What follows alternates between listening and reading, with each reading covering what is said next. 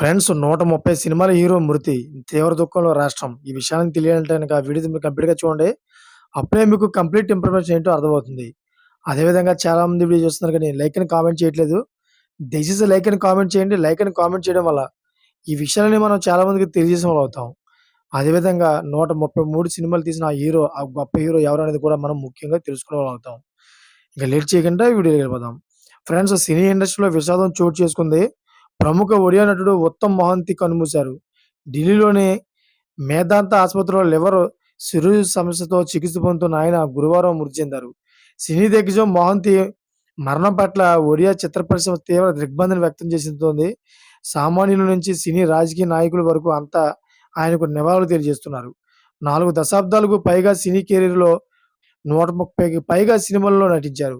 సుమారు 30 బెంగాలీ చిత్రాల్లో కూడా నటించారు. 'నయా జహార్' అనే చిత్రంలో కూడా నటించారు. 2012లో ఒడిషా లివింగ్ లెజెండ్ అవార్డును అందుకున్నారు. అదేవిధంగా ప్రతిష్టాత్మక జైదో పురస్కారాల్లో సత్కరించుకోబడ్డారు. ఒడిషా చిత్ర పరిశ్రమకు ఆయన చేసిన కృషికి గాను పలుసార్లు ఒడిషా స్టేట్ ఫిల్మ్ అవార్డును గెలుచుకున్నారు.